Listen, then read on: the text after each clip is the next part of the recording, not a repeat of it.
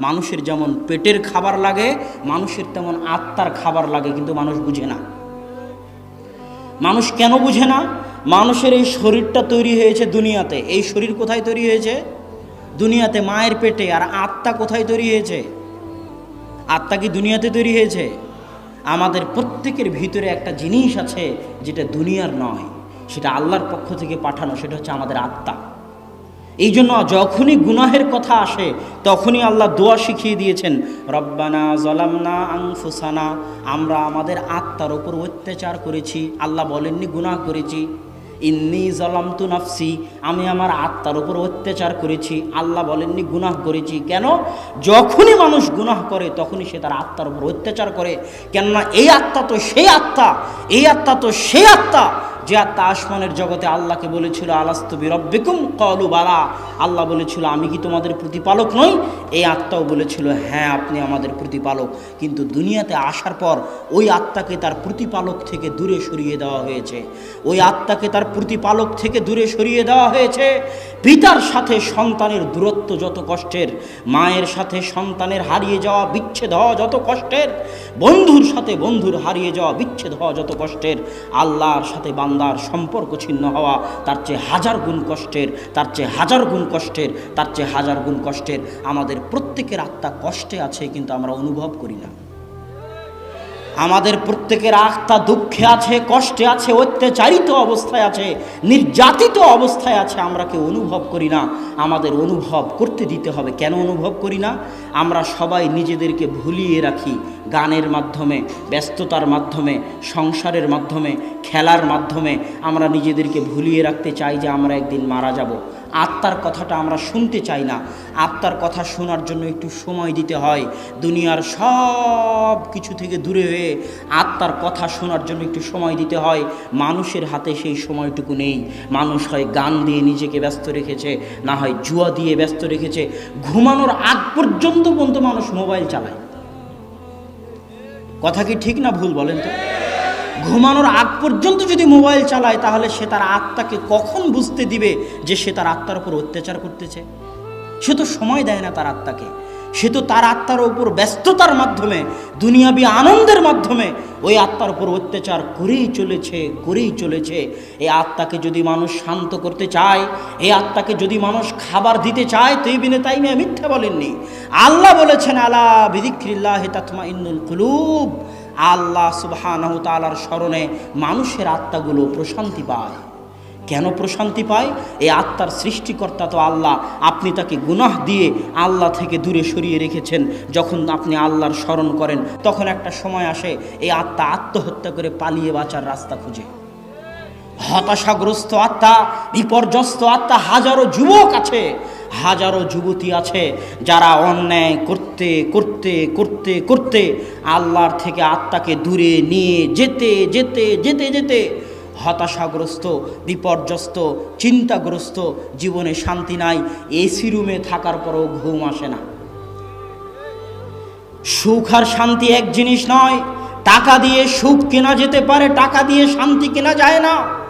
টাকা দিয়ে 100 তলা বিল্ডিং বানানো যেতে পারে, এসি ক্রয় করা যেতে পারে, কুলার ক্রয় করা যেতে পারে, টাকা দিয়ে শান্তি ক্রয় করা যায় না। শান্তি আসে আল্লাহর সামনে মাথা নত করলে, শান্তি আসে আল্লাহর সামনে ছোট হলে, শান্তি আসে আল্লাহর শুকরিয়া আদায় করলে। যেভাবে দাউদ, যেভাবে সুলাইমান আল্লাহর শুকরিয়া আদায় করেছে, এত ক্ষমতার মালিক হওয়ার পরেও, এত টাকার মালিক হওয়ার পরেও, এত ধনী হওয়ার পরেও আল্লাহ যত নিয়ামত দিয়েছে দাউদ আর সুলাইমান তত ছোট হয়েছে।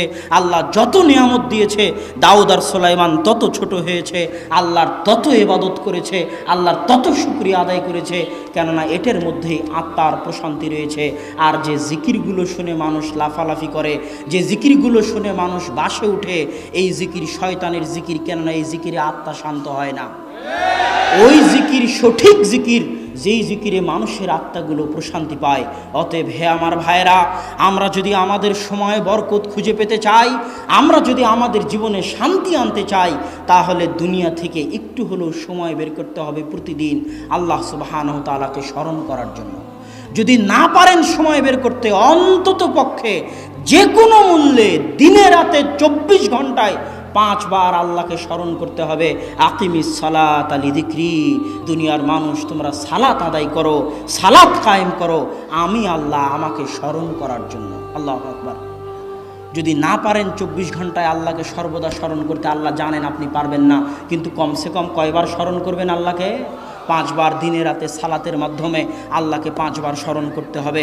আর এই যে এখন এসেছে মেডিটেশন, মানুষ মেডিটেশন শিখায়, তারপরে আরও কত কি পন্থা তৈরি হয়েছে আত্মাকে শান্তি দেওয়ার জন্য। আমি বলি সালাতের চাইতে বড় কিছু নাই যেটা মানুষের আত্মাকে শান্তি দিতে পারে। কেন? সালাতের মতো উচ্চ স্তরের মেডিটেশন পৃথিবীর কেউ তৈরি করতে পারবে না। আমি মেডিটেশন শাস্ত্র নিয়েও পড়েছি।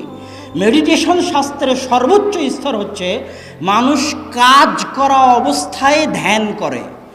কাজ করা অবস্থায় ধ্যান করে, এটা হলো মেডিটেশনের সর্বোচ্চ স্তর। এমনি চুপচাপ শান্ত হয়ে বসে থেকে ধ্যান করতে পারে, এটা সবাই পারে, কিন্তু কাজও করতেছেন আবার ধ্যানও করতেছেন, এর চেয়ে উচ্চ স্তরের মেডিটেশন হতে পারে না। এটা মেডিটেশন শাস্ত্রের কথা। ঠিক সালাত, আপনি নড়াচড়াও করতেছেন, রুকু সিজদাও করতেছেন, অথচ আপনার ফুল কনসেন্ট্রেশন, ফুল মনোযোগ সিজদার দিকে দৃষ্টি রেখে আল্লাহ সুবহানাহু তাআলার সাথে আছে। এর চেয়ে বড় মেডিটেশন পৃথিবীতে হতে পারে না, যদি মানুষ মনোযোগ দিয়ে সালাত আদায় করতে পারে। মনোযোগ দিয়ে সালাত আদায় করলে আপনার অন্তর শান্ত হবেই, আপনার জীবনে শান্তি ফিরে আসবেই, আপনার সময়ে বরকত হবেই হবে। আপনার সময়ে বরকত ফিরিয়ে আনার দ্বিতীয় পদ্ধতি হচ্ছে কোরআন তেলাওয়াত করা, যার কথা আমি আগেও বলেছি। আব্দুর রাজ্জাক বিন ইউসুফ বলেন, ডক্টর জাকির নায়েক বলেন, তারা হাজার বক্তব্য দিয়ে যত লক্ষ মানুষকে হেদায়েত করতে পারবে, এক কোরআন তার চেয়ে বেশি মানুষকে হেদায়েত করতে পারবে। কেন? হুদাল লিন্নাস। আব্দুর রাজ্জাক বিন ইউসুফ, ডক্টর জাকির নায়েককে আল্লাহ বলেনি হুদাল লিন্নাস, কিন্তু কোরআনকে আল্লাহ বলেছে হুদাল লিন্নাস। কেউ যদি না থাকে, শুধু কোরআন যদি থাকে, কোরআন একাই মানুষকে হেদায়েত করতে পারবে। এই ক্ষমতা, এই পাওয়ার কোরআনের মধ্যে আছে, কিন্তু আমাকে এবং আপনাকে বুঝে কোরআন পড়তে হবে। বুঝে কয়জন? বুঝে কোরআন পড়তে হবে। বুঝে কয়জন? আল্লাহ বলছে কোরআনকে যদি পাহাড়ের উপর অবতীর্ণ করতাম, পাহাড় বিদীর্ণ হয়ে যেত, চূর্ণ বিচূর্ণ হয়ে যেত। কোরআন এত দামি জিনিস, এত ভারী জিনিস, কিন্তু মানুষের কোরআন বুঝার মতো ক্ষমতা নাই। আপনি যদি কোরআন বুঝে পড়েন, আপনার চোখ দিয়ে পানি ঝরবেই ঝরবে, আপনার অন্তর ঠান্ডা হবেই হবে, কিন্তু বুঝার ক্ষমতা তো আমাদের নাই। এই জন্য ইবনে তাইমিয়া রাহিমাহুল্লাহ বলেছেন, প্রত্যেক মুসলমানের উপর কোরআন শিখা ফরজ। আলিফ বা তাসা বানান করে পড়তে পারা ফরজ জি না, কোরআন বুঝতে পারার মতো আরবি শিক্ষা করা প্রত্যেক মুসলমানের উপর ফরজ। ইবনে তাইমিয়া রাহিমাহুল্লাহর ফতোয়া। আরবি বুঝে কোরআন বুঝতে পারার মতো জ্ঞান অর্জন করা আপনাদের সবার উপর ফরজ। ফতোয়া ইবনে তাইমিয়া রাহিমাহুল্লাহ। কেননা কোরআন যদি মুসলমান না বুঝে, তাহলে মুসলমান আল্লাহ তার জন্য কি পাঠিয়েছে সেটা বুঝতে পারলো না।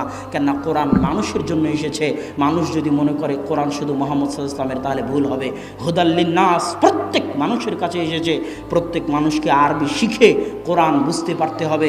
কোরআন পড়লে সময়ে বরকত হবেই হবে, সময়ে বরকত হবেই হবে ইনশাআল্লাহ। শেষ কথা, আমাদের এই যুগে সময় থেকে বরকত কেড়ে নিয়েছে কোন জিনিসটা বলেন দেখি? মোবাইল।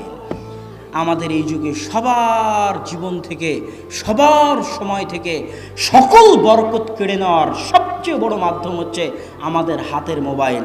ফেসবুকে মোবাইল একবার হাতে নিয়েছেন কল দেওয়ার জন্য, মনটা চলে গেল ফেসবুকে চলে গেলেন, স্ক্রল করতে করতে আধা ঘন্টা 1 ঘন্টা কখন পার হয়ে গেছে বুঝার সময় হয়ে ওঠে না। বিজ্ঞানীরা ওইভাবেই গবেষণা করে ফেসবুক তৈরি করেছে, বিজ্ঞানীরা ওইভাবেই গবেষণা করে ইউটিউব তৈরি করেছে, যে মানুষের আত্মাকে কতটা আকৃষ্ট করতে পারা যায়, কি কি ফাংশন দিলে, কি কি অপশন দিলে মানুষের আত্মাকে আকৃষ্ট করা যাবে। এই জন্য লাইকের অপশন দিয়েছে, শেয়ারের অপশন দিয়েছে, আবার লাইকের অপশনকে পাল্টিয়ে লাভ, হেট, রাগ, হাসি সব অপশন দিয়েছে। এটি নিয়ে তারা 24 ঘন্টা গবেষণা করতে থাকে যে কি কি অপশন দিলে মানুষকে আকৃষ্ট করা যাবে। এই ফেসবুক, এই মোবাইল, এই ইউটিউব আমাদের সময়ের বরকতকে উঠিয়ে নিয়েছে। এই জন্য যদি আপনি আপনার জীবনে শান্তি ফিরে পেতে চান, আপনি আপনার জীবনে সময়ের মূল্য ফিরে পেতে চান, সময়ের বরকত ফিরে পেতে চান, তাহলে মোবাইলের বিষয়ে 2-1টা নিয়ম আমি আপনাকে বলে দিই। এই 2-1টা নিয়ম মেনে চলবেন। 1, ঘুম থেকে উঠার পরে খবরদার, ঘুম থেকে উঠার পরে খবরদার মোবাইল হাতে নেবেন না। ঘুম থেকে উঠার দোয়া পড়ে, ওযু করে, ফজরের সালাত আদায় করে, কোরআন তেলাওয়াত করে তারপরে মোবাইল হাতে নেবেন, তার আগে মোবাইল হাতে নেবেন না।